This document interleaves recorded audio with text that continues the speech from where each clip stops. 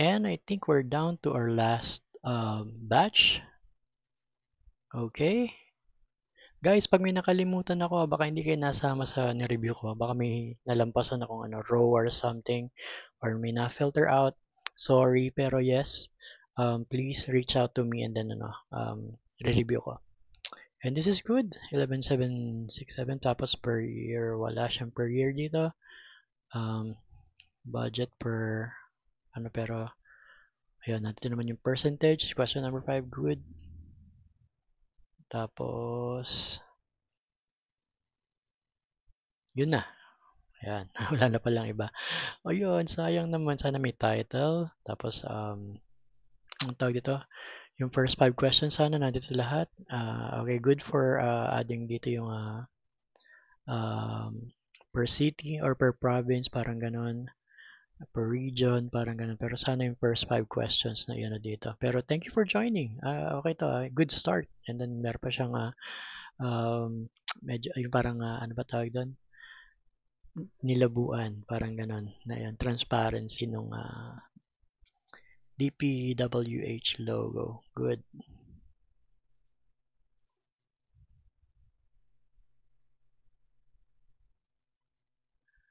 Alright. And this is page 1 of 2. So siguro nakalimutan niyo maglagay ng title dito or logo. And then total amount. Tsaka yung total count. Yung hinihingi natin na eto project per year. Saka sana yung 11,757. Makikita sana dito. Total number of programs per ito. Pero ang project cost yung hinihingi natin. Top 5. Pero yung top 5 niya ay by contractor name. Tapos kaya puro letter Z. Yan. So, ayan. Dapat by project cost. So, yun yung comment ko doon. Okay. Ito yung total na 11,757. This is good. Tapos plus this one. Question number 1. Check. Tapos, okay. Ayan. Wala. Ayan. Sayang. I-push nyo to. Tuloy nyo to. And then, tawag dito. Base sa mga nakita nyo, dagdagan nyo to. Gawin yung pang-portfolio nyo. Parang ganun. And then, pwede nyo ako i-tag pagka ganun, di ba? Para tawag ito, ma-check natin yung improvements, parang ganun. Yun nga pala, in-encourage ko kayo na ituloy nyo to, pagandahin nyo, and then pag okay na, lapit kayo uli sa akin, silipin natin, pwede tayo mag-call one-on-one. Ayan, bigyan natin ng parang feedback, parang ganun. Parang i-mentor ko na kayo for that call. And then, itong ayan, guys, doon sa mga nakita ko dito na ito siguro ang medyo isa sa na-miss na opportunity ng group namin, I think. Pero also because meron siyang ganito. Ayan. So I think dapat another page. Ayan, hindi naman siya tooltip kasi nandito eh. So dapat maliit lang yung Pero yun nga, parang naligaw, parang ganun. Tapos first page pa. Pero ang gusto ko dito sa project na to is yung Sir Michael, gusto ko yung paano mo na pagana yung color ng DPWH, 'di ba? Parang ganun. And para sa akin it works, parang ganyan. And sige, check na natin. Ito, tama tong 11, no? Tama din yung volume. Tapos top contractors, top 5 yung hinihingi natin. Di ko alam kung nakasort to. Parang ganun, di ba? So, okay naman. Mukha naman nakasort. Pero, 3, 4, 5. Okay. Sana filter na lang sa filter pane or filter panel. Tapos, ito naman ay total project cost number. Okay. Naka-cost to. And then, yung nandun yung bilang ng projects. So, sabihin natin ito magka-partner yun para makita yung project. Completion rate, which is good. Turnaround time. Oh, ano to?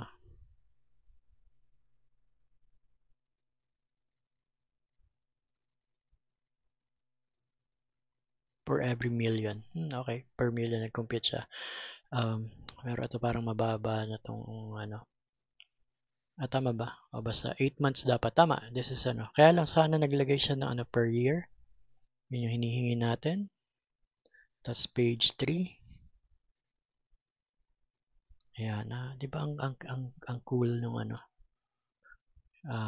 completed projects, ayan. Pero yung ibang questions hindi nasagot. Yung per program name natin, I like this. Tapos, what else? Joint ventures. Okay. Sayang no, kung nadagdagan pa to and nakompleto niya yung ano, malamang kasali to sa ano. I think, binoto ko ba to? Oh, I think kasama yata siya sa top 10 ko. Not sure. Pero you caught my attention, especially yung UI design. Parang ganun. Good job. And doon sa mga gumagamit ng parang ganun frosted, parang glass effects. Good. Ayan. And what else? Ito nga, the way na nakulayan. This one. So, ito yung reason nung number one. So, dapat ini-hide mo na lang to. Ayan. Kung ini-hide yun, mas maintindihan namin na ano yun. Baka hindi na ano na yun, nagtataka. Oo, I think may nag-raise ng question na to. Sabi ko tooltip yata siya. And tooltip nga pala. Ayan, di ba? But incomplete yung mga questions. Sayang. Contractor performance. Ito pala yung kanina. So, dalawa lang.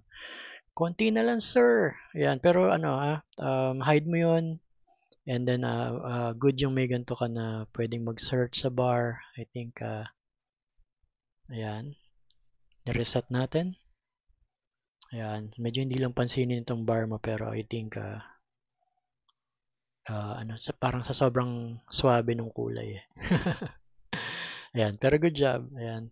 So, pakikumpleto sir. Parang ganun, di ba? I-add mo to sa portfolio mo kasi napaka-cool ng design. Yan. And I hope makakuha ka ng ideas dun sa iba para ma-add yung mga additional na metrics. And this one, kay Bernard Diamante. Okay, total, tama. At dapat din na nilalagay ito kasi parang ano naman yan eh. 2.5, okay, 6 projects, okay, good. May summary, very good. Tapos yung hinahanap natin ay nasa na.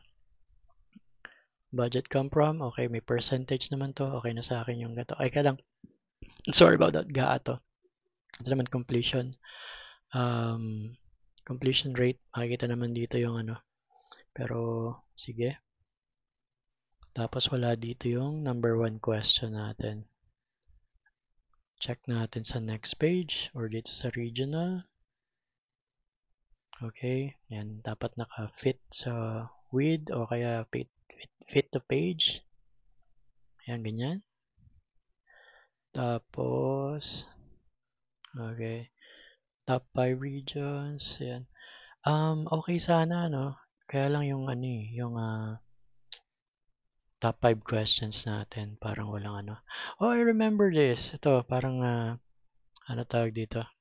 I think, ito yata yung ginawa sa Excel yung calculation. Not sure, pero silipin ko na lang. Pero good, meron siya mga gantong, ano tawag to? Yan, annual damage by corruption and then annual economic benefit. But of course, we will check yung formula kung tama, parang ganun, di ba? So, anyway, good job na nag-add ng metrics na kakaiba. Meron yung isa yung gumawa ng BCA. Gusto ko yon. And then this one ito. Ayan, gusto ko rin to. Parang ganun, di ba? Mga kakaiba. So, these are the flavors that you can add na merong extra points para sa akin. Yan. Kaso yung basic ask, sadly, hindi kompleto. Guys, again, di ba? Minsan, basic lang hinihingi sa atin ng ating mga stakeholders. Kaya dapat mag-focus muna tayo dun bago tayo mag-jump into something, let's say, would require extra efforts. Parang ganun. Okay, this one. Ay, bakit wala yung link nung kay your store? Sige, anyway, tuloy muna natin to. Allocated budget. Bakit 12 billion lang? May filter ba to? But 390 ano lang. Ang baba Mababa lahat ng ano niya. Pero ito si Sunwest, yan. Tapos dapat si crown dito. Tapos mababa naman. Pero 9.2. Tumaas. Sir, check your numbers ito pala. Dahil naka per YTD. So, gets. Pero yung sana mapakita yung ano tawag dito. Ito pero yung total number niya na 11,757 wala dito. Tapos FCP monitor, may quick notes, good dyan. Basahin nga natin. Touch queue, meron ba siyang turnaround time? Ito. And this is 2022 lang hanggang dahil naka-filter ba sa formula? I don't know. FCPT monitor. Okay, ito yung turnaround time na and 2025 is 128. Medyo iba yung numbers, parang ganun. So, kindly double check. Hindi na makita yung Ayan, tapos completion. This one is good. Contractors. Okay, missing data. Good na may Still, delayed projects. Top offender. Bakit offender tong si Rude Hill? Na-curious ako. Is there a way to filter? Rude Hill.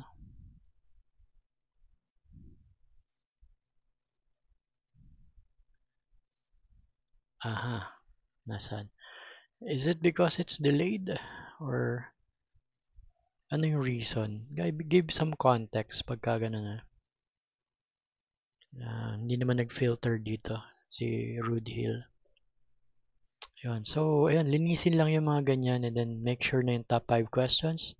This is a cool looking UI design. So, ano lang sir, konting push pa. Tapos, pwede ng pang-portfolio. And then yung kay UR Store, I think I'll create a separate kasi inihabol to eh. Pero nawala yung link dito. So, ko. I-review din natin. Sige. Bye muna for now.